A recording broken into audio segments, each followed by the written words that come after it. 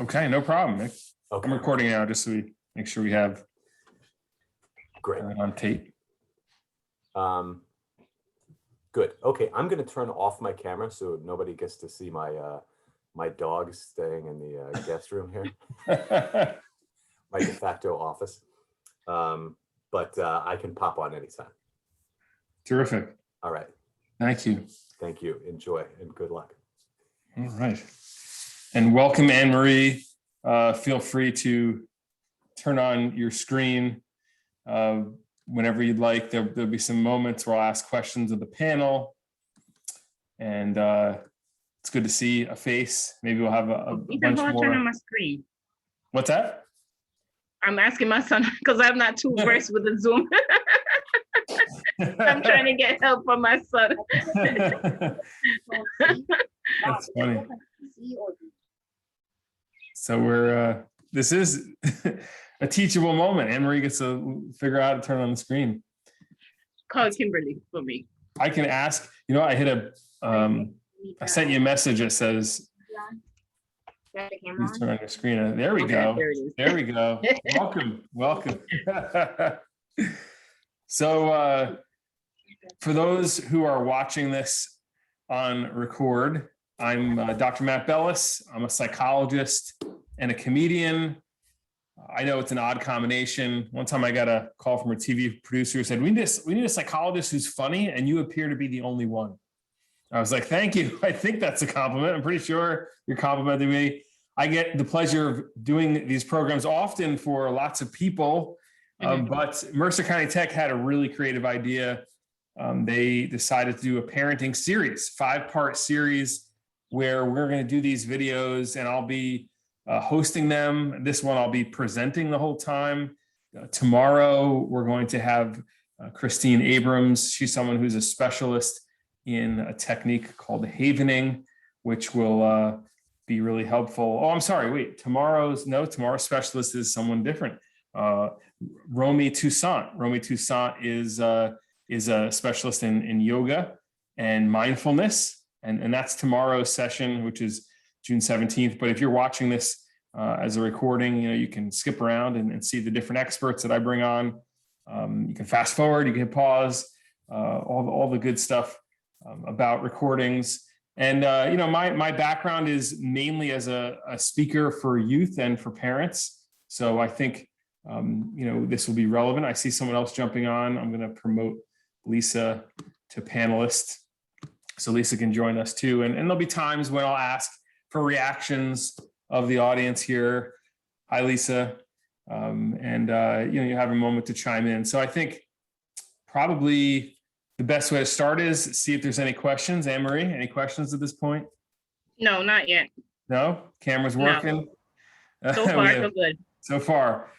Yes. We have Nick who's watching us and Lisa as well. So I'll tell you what, first, I think best place to start is just to show you the main slide of my presentation for today. It's about supporting teens and reducing their stress and hours. And that's a theme for all 5 of these. We're going to have experts in how to manage stress and how to live happier lives where we communicate better and ultimately sort of unpack some of the things we've been carrying around with ourselves for so many years. I'll tell you that over a year ago, March 2020, this was my life. I am mostly a speaker. I do large groups, and I would see this regularly. Big crowds, auditorium, you tell a joke, they're loving it, they're laughing, they can't get enough. You gotta love teenagers, right? One of my favorite things to do. My favorite things to do is to start off with a chair demonstration, because students, the teenage brain, I know we have parents on this call, so you'll get this. It's like a novelty seeking missile, right? They look bored most of the time. And then you do something interesting, something different. And for me, the chair demonstration is a novelty, especially when it's at school. It's a bit of a competition. I bring students up, sit them down, they lean back in the lap of the person behind them. I start pulling the chairs. I don't do it with adults because you bring them up and they're like, my neck, my back. It's kind of sad. But the thing is, I'm doing this because I want to talk about support. And I find that if you start with sort of a demonstration or some kind of symbol, often it makes the conversation easier, especially as a speaker, talking about leaning on positive support, friends, family, teachers, administrators, the community. So crucial for mental health. Now, the gentleman who taught me the chair demonstration, his name is Rob Torres. Rob was a supporter of mine in my career early on. We met each other as teenagers at a conference called the Teen Institute of the Garden State.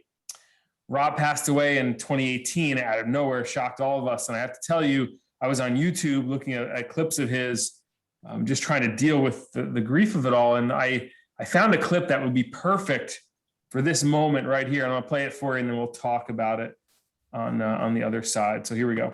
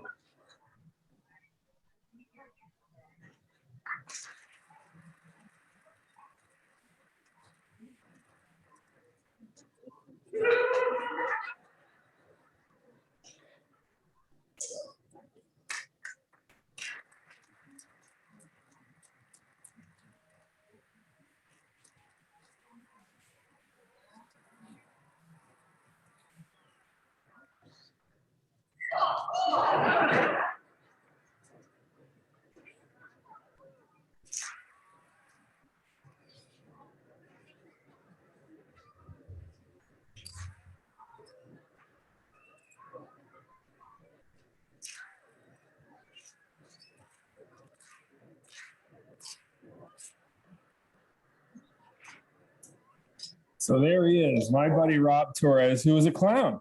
He was a lead clown for Big Apple Circus and Ringling Brothers, and you name it, he did it. And he used to walk out in front of audiences of thousands in countries he didn't speak the language and capture their applause in a box. And when I was watching that clip for the first time, I thought, what does that box really represent? To me, it represents the people in our lives who support us even on our worst day. And I'm curious, Lisa and Marie, during the last, 15 months of our lives, I mean, who's been like the box for you? Well, for me, oh, I'm sorry. Go ahead, Anne-Marie. Quiet.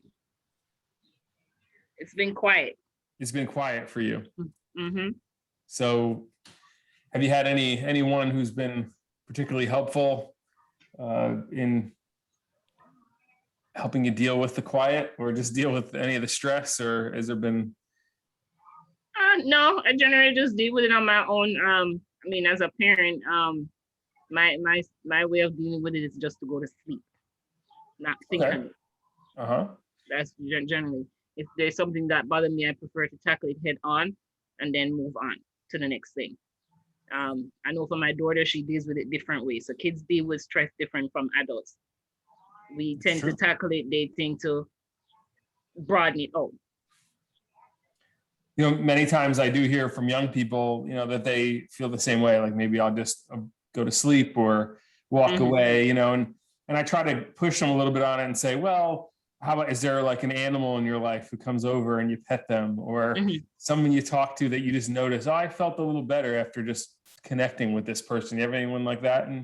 Well, usually it's either friends or family.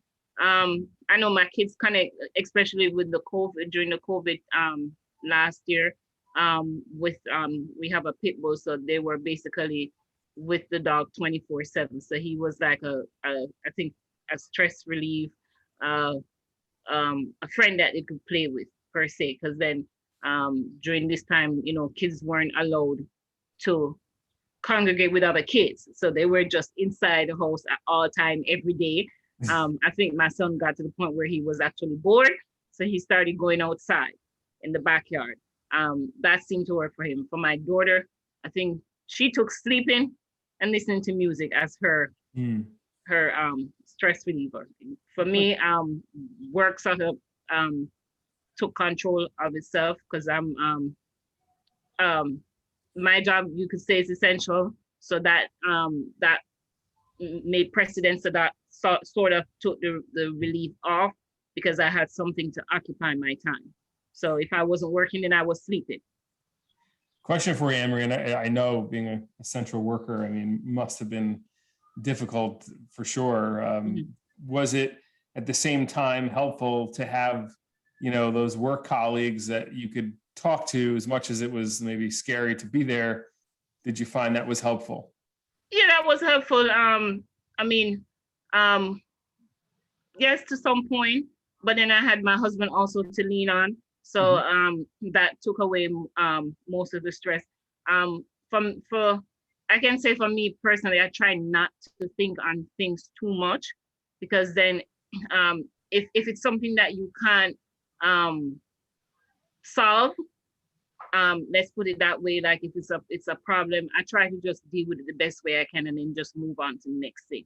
So that's why I said other people deal with it in different ways. So for me, it was, you know, communicating with my husband, communicating with my mom, you know, checking on family and friends, making sure everybody was okay. And with the work environment, I mean, know that everything is opening up.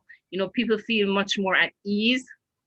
You know, it's almost as if they can breathe a breath of air, because then they're not, you know, in that box per se anymore. So true. You know, and if this were a student program, I would try to hone in on one individual from Anne-Marie's life and break down specifically, like, what does this person do to make you feel good in conversation? They make good eye contact. Are they a good listener? Do they not interrupt you? Because I find young people, it needs to be concrete like that. Let's break it down. Like, how do you know someone's a good supporter? Are they happy for your good news? Well, that might be something to hang your hat on. If you're young, you know, high school, college age, you're looking to a person, are they going to be a good friend, a good, you know, mentor, perhaps? Are they excited for your good news? That is a big one. Now, Lisa, let's go to you. Who's been like the box for you during this time? Well, for us, we love the outdoors. We do a lot of outdoor activities. We go fishing, we go kayaking. And during COVID, I feel each other's support, because, you know, one would say, you know, the whole remote learning thing, that was totally, you know, a complete stress for us. It didn't work well for us. It was very difficult, very trying, and it was, you know, just bad. But I think for being confined, if you will, we had that release to go out and at least go to the lake, go fishing, go bike riding. There were a small, like two of the kids' friends that were able to stay together, because it was like he was almost like my other two kids, you know, so they were always together. So I think that really helped, because they were able to, you know, go ride bikes together, go talk with each other, and you know, not have that stress of, you know, not being able to do anything. What I find so interesting in both of your answers, Anne-Marie mentioned the dog and Lisa mentions going outside. I talk a lot about natural highs. These are activities we do that change our brain chemistry, and a lot of research on pets and how when we're with them, they release oxytocin, which is a hormone that makes us feel more connected to the world. It's called the love hormone, right? And with Lisa being outside, there's negative ions outdoors. They calm us down. They can help with depression, and just human beings evolved to be outdoors. So it always feels good to get, as a joke, vitamin N for nature, right? It's a powerful force. And I think, you know, I can piggyback on that and say that I experienced both of those, what you're saying. You know, for me, my experience of the pandemic happened like immediately. It was about work, because as someone who used to speak at super spreader events, and they were shut down. And I can remember joking with my wife years ago, saying, like, for my work to go away, they'd have to close every school in the country. March 12th. Right. Or it's like, remember what you said? Oh, yes, I do. I remember. And so I remember the first 2 weeks, I woke up with this like chest pain every 4 a.m. I'd wake up and I'd be like, is this coronavirus or just a panic attack? I'm not really sure about this, right? And it was really tough. Despite the degree on my wall, psychologist, it didn't mean a thing, right? I was visited with such strong emotion, partly because, first of all, both my parents are anxious people. I can tell you that my dad was very obsessive. My mom was so anxious that as a kid, when I was like 5 years old, wandered into her bedroom to wake her up. This is how she woke up. She was emerging from a lake and had been drowning. That's my mother, from sleep to wake, like this extreme anxiety in the middle of the night. So that's in me, right? My DNA is 100% geared towards anxiety. And what I noticed was right away, I just was I was not myself, right? As when we're anxious, we get in our own head, we can get agitated. And I was so agitated every night. Everything's bothering me. At one point, my wife says, just go for a walk around the block. Because my daughter, who's 8 years old, stressing me out. I go for the walk around the block, come back. Now my daughter's bawling in the kitchen. I'm like, what happened now? My wife goes, I don't know. You left. She thought you were leaving forever. Oh. Why? And she screamed out, I hardly even knew him. I can't win here. I can't win. So, that's good. I tell you all this because what saved it for me, what I noticed what saved it for me was the friends, the family, the clients of mine who reached out and said, wow, man, this must have hit you hard. What's going on with you right now? And just the ability to talk about it, to brainstorm different ideas. I had no idea there would be government money, grants coming, PPP and all these other things. And to have knowledgeable people talk to me about this and help me through it, like all these things were like life-saving. What got me a few weeks in, though, was thinking about a lot of the young people that I work with who don't have that kind of support, who don't have friends who reach out, who don't have parents who are there, who care about their emotional selves. And I was just devastated realizing, wow, how many kids are stuck in that situation with a parent who's chemically dependent or mentally ill or neglectful. And it hit me. And as soon as you start thinking about other people, I noticed, man, you get out of your head quickly. And so that's what put me into this virtual world, which quite honestly is better than nothing, right? The ability to at least feel like I'm doing meaningful work was terrific. And thank you, Lisa and Anne-Marie. I'm going to show some slides about social support and mental health, because I think it bears saying that a lot of research behind this, as the individual goes from low to medium to high levels of support, look what goes down. The symptoms of depression, anxiety, even thoughts of self-harm. I mean, that's how powerful it is. Now, it's not just numbers. It's not just quantity of social support. It's really quality too, right? It's like how much of this is positive social support. Yeah. We do know that during the lockdown, people who struggled the most are people who had mental health problems before this happened. And so maybe you knew people like this. They were really struggling a ton. And if they didn't have support in terms of therapy and other people, it got scary for them. But in general, you would assume older people were struggling emotionally more than younger people. Not true. Not true.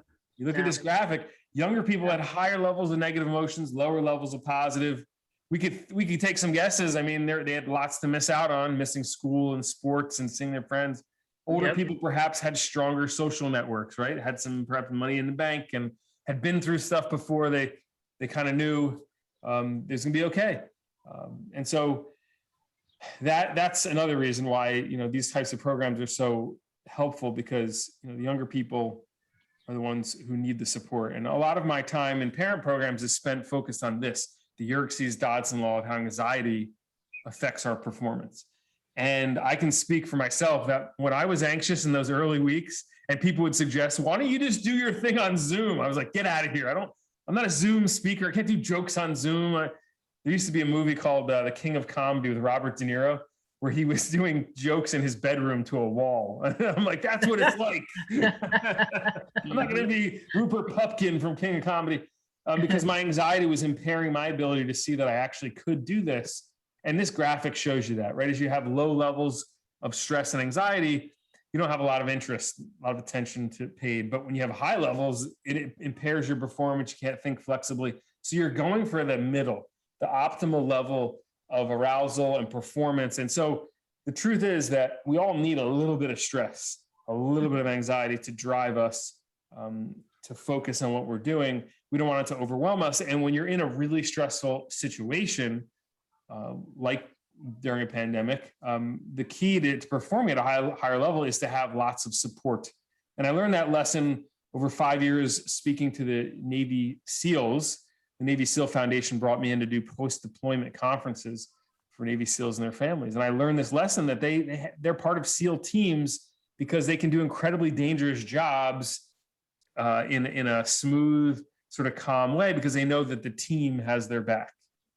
And that helps them get through it. And I learned that. By the way, it's very challenging to do presentations and jokes for Navy SEALs because it's like, how do you like warm them up? Like, where are you guys from? It's classified. Okay. But a great experience for sure in my life. The adolescent brain totally fascinates me. And again, the parents will appreciate this. It's the tale of two brains. It's very imbalanced. You have the frontal lobe, which of course isn't fully developed until what age? Lisa, Anne Marie, want to take a guess? 35. For right. boys? Yeah, there's a joke, right? 21, isn't it? Yeah, Oh, you're so 23. Yeah, you're in the range. It's 22 for females and 25 for males, roughly. Okay. And so, if you're looking at a high school freshman, 10 years or more away from that frontal lobe being developed. And so I represent it as a very small Dr. Spock here. The large area is the emotional centers of the brain, represented by Captain Kirk.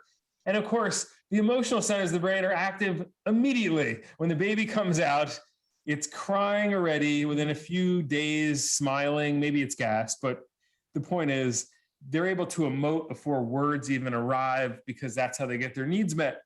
So that system is still in place all the way into the 20s where emotions can be in control at the drop of a hat. So we call it like the hot brain versus the cold brain. When a teenager is in cold brain status, intellectually, they're on par with many adults. But as soon as that hot brain kicks into effect and they're not thinking with the frontal lobe, boy, logic can go out the window, can leave you as a parent saying like, what were you thinking? Like that kind of experience. So we have to be their frontal lobes many times. My kids are 8 and 11, so I feel like it's often to be their frontal lobes. I remember when my kids were younger and I would see a parent of older ones on the street somewhere and they would say, oh, I miss those days. I'm like, really? You miss this? This gets worse? Are you serious? And they're like, it totally gets worse. You just wait. So, everyone told me that too. Did they really? Everyone told me that, wait until they're teenage years. I'm like, no, it'll be fine.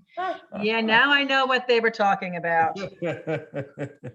So, one thing to remind ourselves of, and Stephen Sosny is a psychologist who thinks said it best, anger is a failure of compassion.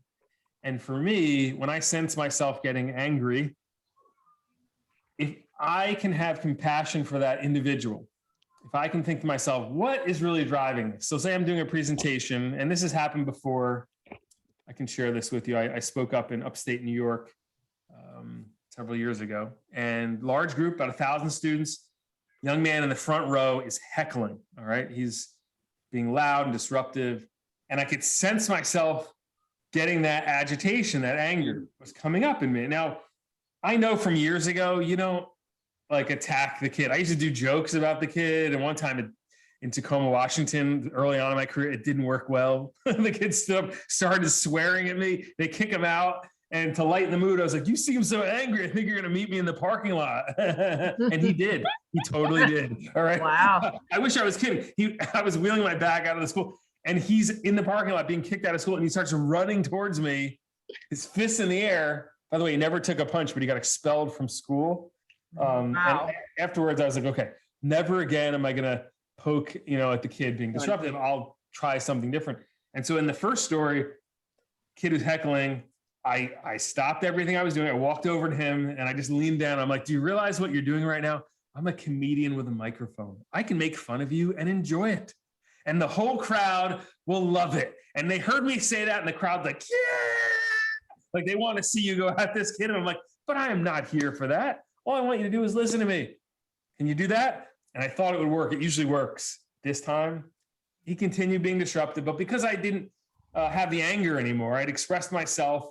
I ignored him, right? And I will tell you that something amazing happened. I mean, I didn't get upset. I continued on with the program, and it did affect it. But at the end, a young man sitting near him approached me. And I know if I got angry in that moment, he never would have approached me. But he comes up to me and he says, "I just want to apologize for that kid.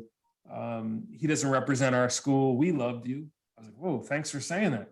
And then he goes, "Yeah, he's had a tough life." I'm like, "That's probably why he comes here and does that." He goes, "Yeah, it is." And I start making excuses for the kid. And then this young man says, I have a much tougher life than him, though. Like, what do you mean? Both my parents were killed in a car accident when I was 10. And, I live with friends in town. I was just like, kept repeating, "I'm so sorry for you. I'm so sorry. I can't believe this." He'd actually witnessed it happen. I was like, "Oh, this is just crushing. I'm so sorry." And then he just looked at me and he's real calm too. He's like, "Yeah, well, I didn't disrupt your program." And he walked away. And I was like, whoa. This kid totally got it, right? He'd been through unspeakable pain, losing his parents, but he found a way to make himself more mature and stronger with it, which is a whole lesson unto itself. But I have to credit the fact that I didn't freak out in the presentation or yell and scream. So I made myself approachable to others afterwards. Right. I was able to have compassion because the first kid, he did come from a tough home life. That's usually the story, right? The reason why they're causing agitation, it's coming from somewhere. And if you have compassion for it, you tend to function, I think, a little better. Try it the next time you notice your kids just coming at you angry and screaming at you. You think to yourself, where is this coming from? Rather than react to their anger and get sort of involved in that. Good little trick. So next slide I want to show you is this one. We got to have compassion for ourselves in the end. Parenting teenagers is just one of the toughest jobs there is. You don't get time off. I used to kid when my kids were small, like they didn't care at all if I was tired or sick. If I got off a red-eye plane, like, "Oh, you're tired? Too bad. Get up. I'm getting up." Toddlers don't care, but teenagers kind of don't care either, right? Precisely. Yes, absolutely. You just don't get that break, and sometimes you need it, and they might not give it to you. So have compassion for yourself. The job you're doing is so difficult. And you're going to have good days and bad days for sure. And teenagers, of course, they push the limits, and some teenagers are real risk takers, and their brains are designed to be that way. I met a 16-year-old once who told me this story. He was out, hiking with friends, and he said, we saw this cliff and a lake, and we decided to, climb up the cliff and jump off into the water. And he explained the story. I'm like, "Oh, this sounds like really dangerous." And he's like, "You be proud of me," because we got to the edge of the cliff and I stopped everyone. I said, "Look, if we get hurt, we totally could die." I'm like, "Wow, that's amazing that you did that. What'd you do next?" He's like, "Well, we jumped." Like, "You jumped? Wait, you considered the consequences, but you did it anyway?" And he's like, "Yeah." I mean, that is the teenage brain, right? They think about it for a second. But still did it. And they still did it. And of course, the two reasons they still did it: number one, the reward of jumping in that water, but also the friends. And this is not them, by the way. It's just a picture of kids jumping off the cliff. But it's that pure influence of it that drives a lot of teenage behavior. And if we take a look at some of the science behind this, what you're seeing is, and this study was done at Temple University, Lawrence Steinberg did a really creative thing. He put adolescents, young adults, and adults in a simulated driving machine. And he wanted to know, will they take more risks in this game? It was like a game where you have to get someone somewhere really quickly in the machine. When teenagers were alone, their risk-taking looked very similar to people in their mid-20s. But as soon as their friends were present, as you can see there, that black line shooting through the roof, that's what happened. Their risk-taking, more than doubled, significantly higher. I showed this to a high school senior once, and he's like, "Man, adults are lame, huh?" I was like, "Yeah, you have no idea. My biggest risk is, am I going to eat bread tonight? I think I will." But you can see it in action right here. So when their friends are present, their brains are actually different. This was a similar simulated driving machine, similar study, except they used functional MRI. So this is a machine that measures blood flow in regions of the brain associated with risk taking. And what you're looking at here is simply the effect of blood flow increasing. When teenagers are around their friends, they're taking risks. So what does this look like in the real world? I mean, it doesn't mean teenagers shouldn't hang out with their friends. It means choose friends that are supporting positive and meaningful risks, right? So if you have friends who, want you to join the team or try out for the show, these are positive risks. And if we can encourage that risk-taking behavior, I think that's a powerful force for young people. It's not about just saying, no, don't take any risks, be safe all the time. It's why don't we be calculated about the risks that we take, and encourage things that are going to help young people grow. And obviously, driving too fast and substance abuse are not the risks, that we're interested in supporting for young people. Now, I will tell you that for me, one of the most challenging times of my adolescence was very early on. I was, I'll stop sharing the screen. I was in middle school when two major events were happening. My grandfather, who's a mayor of Point Pleasant Beach years ago, who was beloved by so many people, he was diagnosed with pancreatic cancer and he was not doing well.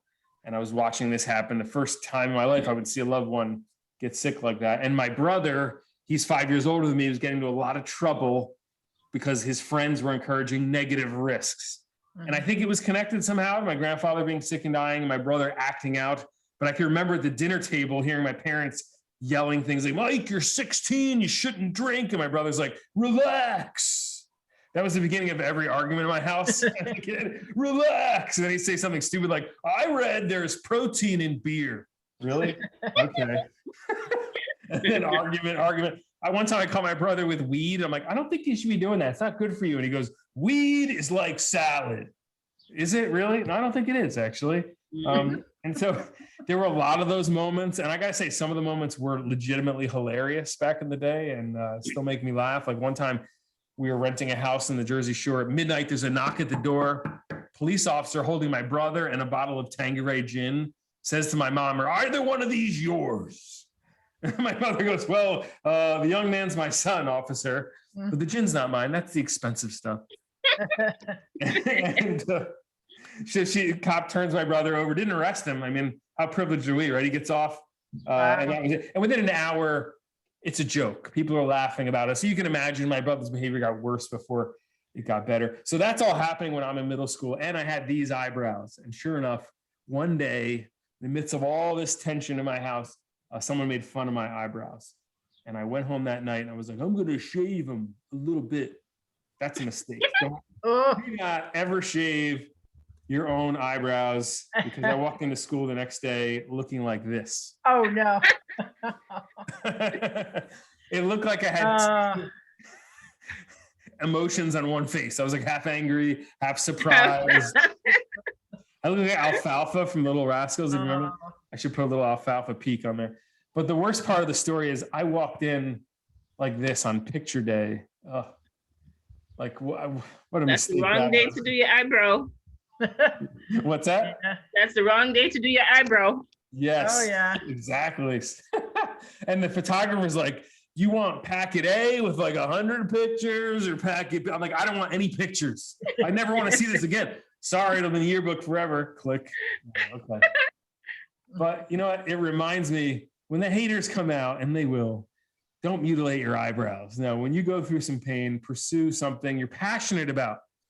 Now, for me, that was sports. What I noticed was my grandfather passed, and he loved sports. In fact, he gave me these amazing little, it was like a clipping and a little award he got back in the 1930s, right, as a keepsake. And it just kind of showed me like this was one of his most prized possessions.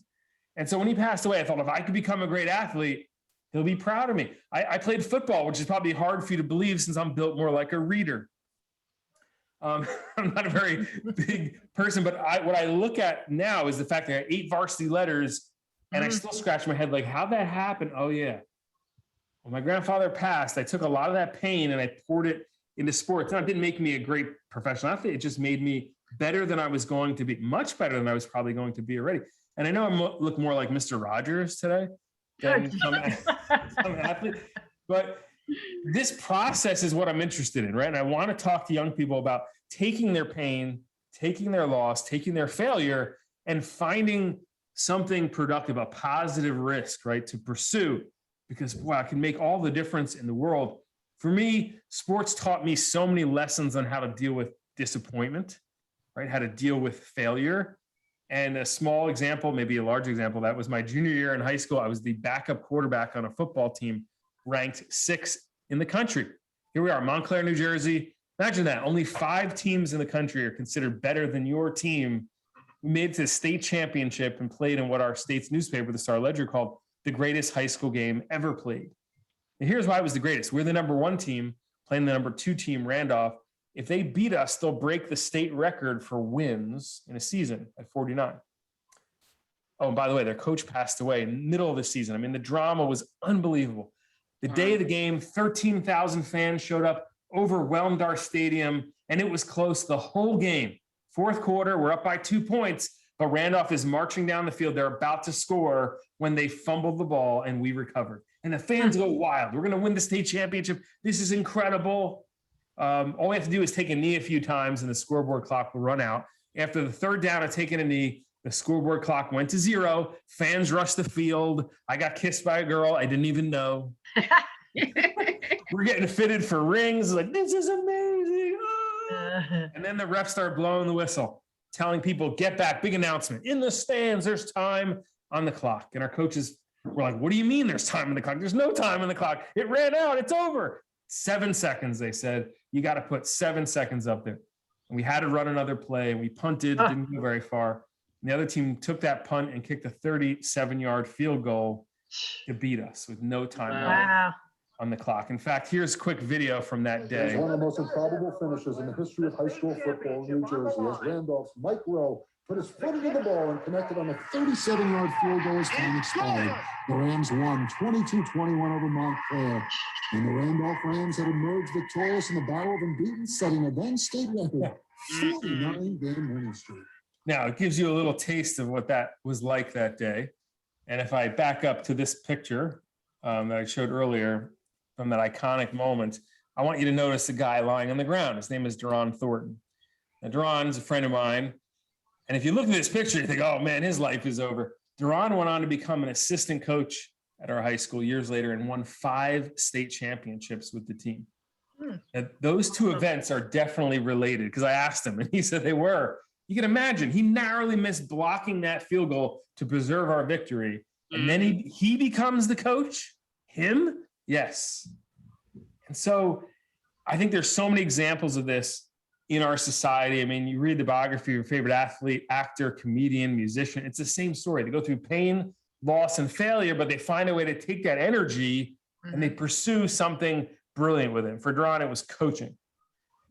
And it's so important, I think, to remind young people that we can't shield ourselves from the storms of life, but we can take the energy that come off them and do something beautiful with it. We were totally robbed in this game. And by the way, I spoke at Randolph High School years ago and told them that, and they all laughed at me at unison. So, to them, they didn't get robbed. We didn't get robbed. They were supposed to win. Their coach died. It was fate, all this stuff. But the pain that you go through, if you can do something with it, it becomes helpful to your life going forward. And for me, this is a picture of my family. And what you're looking on the left is my dad. And in November, my dad was in his healthy guy. He took a fall in his garage, a freak accident, hit his head, and had a subdural hematoma and never woke up, which is incredibly painful. Now, I'm someone who studied the brain for many years as a neuropsychologist. I studied traumatic brain injury. It didn't matter, right? He never got out of the hospital. They wouldn't even let me in the hospital. I had to fly down to South Carolina, COVID restrictions, only my mom could get in. And it was devastating. Sorry right? to hear. Thank you. And I'm sharing this with you for a reason, though, because what I noticed in the weeks after my dad's accident and eventually his passing, I'd been writing a book at the time on, of all topics, disappointment. The title of the book, Life is Disappointing and Other Inspiring Thoughts, because I truly believe this, that like disappointment can inspire. And what I noticed out of nowhere was I've been having a tough time finding moments to write, but after he passed, I couldn't spend enough time writing. You could give me 5 hours, I'd want 5 more. It was profound, the difference. And it reminded me so much of different periods of my life when I would experience some pain, some loss, some failure. And I would find an activity that made me feel good, and I could just do it all day long. It just felt soothing. It felt wonderful. Sports was like that, for me in middle school, and writing was like that for me after my dad passed. And so I think it's important to talk about this with young people because they're stronger than they think, right? Human beings, our DNA was meant to survive. On a speaking trip to northern Manitoba, which is in Canada, north of Winnipeg, it was negative 20 degrees, by the way, when I took this picture, negative 20. And it was, by the way, it took me so long to get there. By the time I arrived, I was angry at them for living there. I'm like, really? You people, there are roads. You can leave whenever you want. It was just brutally cold. And I did my presentation. I get in my car to leave, and I see this at an elementary school as I was going back to my hotel, which is children playing outside, negative 20 degrees. Now, Lisa and Anne Marie, what's the temperature at which in New Jersey we will not allow children outside to play at recess? Any guesses? Oh, there, I know it has to be above 40 degrees because I try to fight that the whole time. It's like, are you kidding me? 40 degrees. Put jackets and gloves and hats on and get these kids outside. Yeah. Imagine this, Lisa. So let's say 40 degrees is the number. What we're looking at here is 60 degrees colder. Yeah. And these children are outside playing. And I got out of my car and took this picture. Okay, I didn't get out of my car. I stayed in my car and took this picture. It's so cool. But You ain't coming out. I'm not coming out. It reminds you, look, there's human beings all over Canada, and they're living there, right? They are living there. And you think, if you had to live there, you could too, because our DNA was meant to survive. Generations before us have survived war and famine and pandemics to be here. And we just forget to tell young people about this. And it's not our fault. We get, busy in our days. We do so much for our kids. I'm guilty of this for sure. My kids grow up in like a temperature controlled bubble, like they're a jellyfish floating in the Caribbean. You know what I mean? Just like life seems easy. I got a call from my wife like a year or so ago. It was a hot day. My kids are at school, and she's like, "You forgot to send the water bottles with the kids." I'm like, "So?" She goes, "They're going to need them. It's a hot day." I'm like, "What should I do?" Go back to the school, bring them full water bottle. And at the time, as she's telling me this, I'm imagining my father when I was a kid. My mom called at work with something like this. My dad would be like, "Louise, lose my number." Click, right? Well, I did it. I walked down there with the water bottles, and I'm thinking to myself, well, what would happen if I didn't do this? But I get a call from the principal in the middle of the, "Oh, we're so sorry, Mr. Bell. Yes, your son didn't make it." I know there's water fountains all over the school, but if you had just brought the water bottle, Yes. it would have been fine. So it's our own fault, but it's important, I think, to remind our kids. There's some research behind this too that says, look, parents who share the struggles of the family, what they've been through, the good times, and yes, the bad times, and the ugly times, and the uncle that went to prison, and the cousin with the substance abuse problem, and like this is important, right? It reminds them you're tough. You come from strong stock. Your DNA, is meant to survive. It's why human beings are everywhere. I've done that with my kids. I've done that with my kids in terms of telling them, I can't have them live in a bubble. So I got to be realistic with them and say, this is what happens in the real world. So not what the TV tells you, that it's a perfect quote unquote world. No, it's not. This is what I went through when I was growing up. I'm not saying you are going to go through the same things, but I'm letting you, be more aware of what might or might not happen.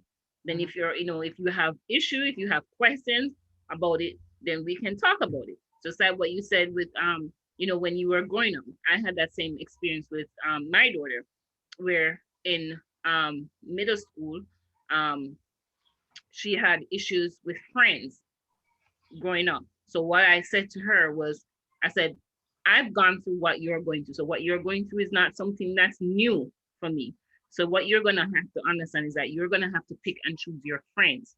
I said, you're going to have people that come into your life just to take from you. And you're going to have people that also come in your life that is there for your benefit, is there for your good. They're not just there just to take, but they're also there to input, to pour in. So from there, you have to figure out who is there, who is your real friends from who's not. your friends. And I think the older she got, the more she understood. Then that's how she could come back to me and say, Mom, you know what you said was true. And and even the other day I was talking to her and I said to her, I said, look back at when you were in middle school. What was the treatment you had in middle school? You're now in high school. What is the treatment you're getting in high school? What was the difference between middle school and high school? How many of your friends from middle school have you kept in touch with? I said, you will know who your real friends are when it comes to the T, because then those people, when they come out, then you know that that's your friend.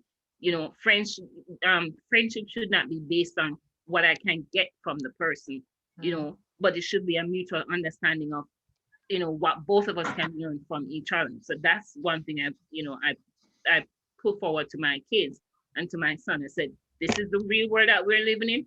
This is what's gonna happen. This may not happen, but this might happen. But just in case, if you have questions about it, or if you feel threatened or any way, then I'm here as a parent. And that's basically how I deal with it. What I like about what you're saying, Anne-Marie, is you're using your own life experiences to shape the lessons, and then you're using your child's experience as well. Because as we know, teenagers are, it's not their fault. I mean, they're very sort of self-involved. They know a lot about their own history and they're thinking about their friends and what they've been through. So if you know that too, and you can share with them their own successes and struggles and use those past learning experiences to help. But I'm curious, Anne-Marie, if you've ever shared specific stories of how you came to learn these lessons in your own life. Yes, I have. I have given stories to my daughter. I told her, I said, it may not be the same, but it might, little tweak here and there, and they will be similar. But when you come down to it, it all boils down to the same thing. Like when I was going to school, I got bullied. She was going to school, she got bullied. So, I nipped it in the butt because I didn't want it to prolong. So I'm one of those parents that's hands-on, where I'm at the school. Something happens, I need to know. I'm there. So I nipped it right there. And then I spoke to her, even when it happened, when she was getting bullied, she had an IEP in school and everything. And, I spoke to the teacher, I spoke to the guidance counselor. I said, listen, I need to have a meeting because this needs to stop. I don't want to have her living in fear, of thinking that, oh, everybody is just out to get her, when that's not the case. I said, you have genuine people that's there that is always going to be your friends, no matter what. They'll stick with you through thick and thin. And she has learned that. And it's just like one of the presentation that you showed us with the brain and with driving and so on. I've had that talk with my daughter before, and even by her noticing, seeing me, and I've said to her, I said, the day that you start driving, that's the day that I want. You're not having a bunch of friends in your car. So it's going to be you alone. I don't want to hear that you have a bunch of friends, because one, that's when things happen. And I said, you need to focus, just like I said to her the other day, because she's now getting ready to do her driving. And I said, when you're driving, you're not only driving for yourself, you're driving for the person in front of you, behind you, and the two sides of you. Because you have people as out there that are driving, but they're not driving. So they don't really understand what it is to be driving. Because it's like they're not driving with the concept of knowing that, okay, I have to be wary of the other persons around me. So those type of life experience is what I passed on to my kids, because I said, I gotta be real. I grew up in a Caribbean country, so I have to be realistic. I'm not going to sugarcoat it and say, oh, everything is going to be nice. No, I'm not. No, I'm just this type of person where I say what I got to say, and then that's what it is. And if you have questions, I'm always open, and that's how it has been. So I've realized that if she has issues or if she has questions, most teenagers, they keep stuff to themselves. But I like to have it open where you can come into my room and, hey, Mom, can I ask you a question? And I'm like, give me 1 minute. And then once I'm done, I say, hey, what's the question you want to ask? And then we'll talk. And then that whole question will go into a different dialogue. But at least I get them open to talk and to express their feelings and what is going on around them. And just like how you said with the COVID, I want to know what's going on. The school was the biggest headache. The online school for me was the biggest headache. Yeah. But I found that they found mechanism to control their stress level. And that's how it is. So, and thank you, Anne-Marie, for sharing those experiences with your kids. And I'm curious, Lisa, if you've been in a similar situation where you've been sharing the trials and tribulations of your family and your history, and if you found it helpful for educating your kids. I personally, I do talk. We are very open, and they feel safe and trust my husband and I to come with us, with whatever they want. I mean, it doesn't matter. And my daughter's very receptive to it. My boys are getting older. They're 14 and 16. So they did all along, they would come up and say, they would kind of tell on themselves. But then inside I'd be screaming like, what are you talking about? But on the outside, it's like, oh, okay. And then I just have to process it, and then we can talk about it. So I want them, they've always were able to come to me or my husband. And I don't share too much about my experiences. I'll do a general roundabout, what my experiences were. But my husband is all out there. Like he'll just say anything and everything that he has done. Not everything, not 100%, but mostly everything. He's very open. He don't care. Like, and we are like Anne-Marie. We don't have blinders on. It's like, okay, these are kids. They're going to make mistakes just like we did. And it's not beneficial to say, when a teacher or somebody calls, and be defensive. When I answer the phone, it's like, okay, what they do now? It's no big deal. There's no, oh, you're a bad parent. No, actually we're good, because I can accept my kid when they make mistakes. I'm glad you brought that up, Lisa. Yeah, and we're here to guide them. And just getting real quick to the friends, I told them, your friends you could count on your hand, because they're the ones that are going to be there 24/7 until forever. And that's a friend you got. You may know a boatload of people. True. But your friends are like right here, and that's it. And if you have more than this, then I guess you're really good. But your honest to goodness close friends, and I say this at this age because my son, anybody he talks to is, oh, my best friend. No, there's a difference. So it's a fine line in trying to teach somebody that has special needs that, no, not everybody you talk to, that's just being friendly. Everybody wants to talk, and you should talk to whoever it is. It doesn't matter. Like if you're out and you see somebody, you talk to them. It doesn't matter. So he does that, but then he'll say, oh, but they're all my friends. So I'm just teaching that, very fine line. So I think, you brought up two great points, and a lot of parents ask me like how much to share for the things that I did wrong, and they get curious about that and concerned. And so my honest response is, as long as you're not sort of glamorizing or glorifying really bad decisions you made that might encourage a kid to do them, but rather focusing on what you learned and why you don't do that anymore. As long as that's a major part of it, I think you're in a safe place. And you also mentioned too about a small number of friends. Like when they really study close friendships, it's hard to have tons and tons of them, even though teenagers may have what they think is this large circle on social media that's friends with them. Exactly.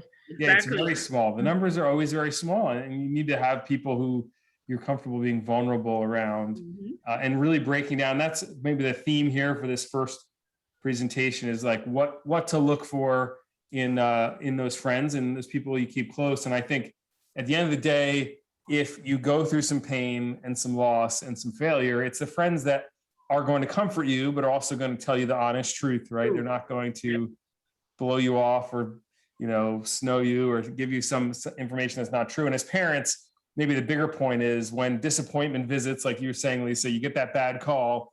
One of the greatest things we can do as a parent is allow that painful thing to sit there for a bit. It's a learning it's a teachable moment, right? And I know as parents, we want to take away their pain and make sure they have a perfect record and nothing went wrong. But man, what a great moment it is to learn at that time and to sit with it, even if it's unjust, even if, look, they were a kid at the party and no one else got in trouble but them, like that happens. It happens, right? But to sit with that injustice and talk about, hey, the world is not a just place many times. And yeah, you can, be on the wrong side of things and it hurts and it's awful, but what can we learn from this? What can we take from this? And how can we use that as energy to change our behavior the next time around? I think that's a big lesson. I just want to close with that last slide I had up. And I so appreciate all your contributions to this, because otherwise it's literally me speaking to a camera, right? You guys are wonderful. But this quote, as a surfer, I learned that the most beautiful waves, they come from the biggest storms. And if you live on the East Coast, thank you. No, the hurricanes blow up the coast in August and September.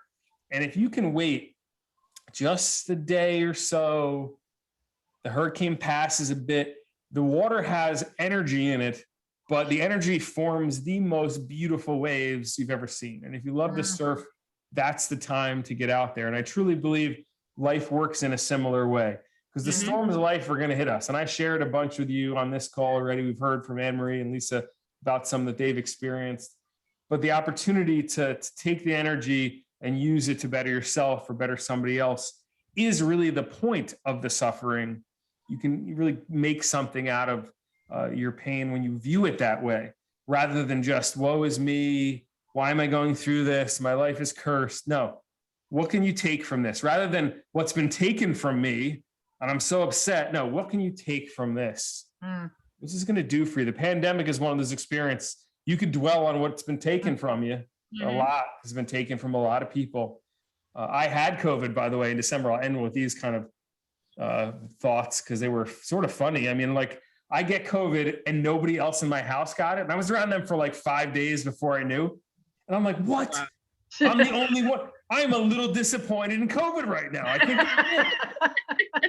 how do you people not have COVID? And my daughter, she was negative. She's like flexing on me as I'm isolating in my office. She's like, yeah. I'm like, okay. But I will tell you that, that was a powerful experience too. Like the pain associated with that.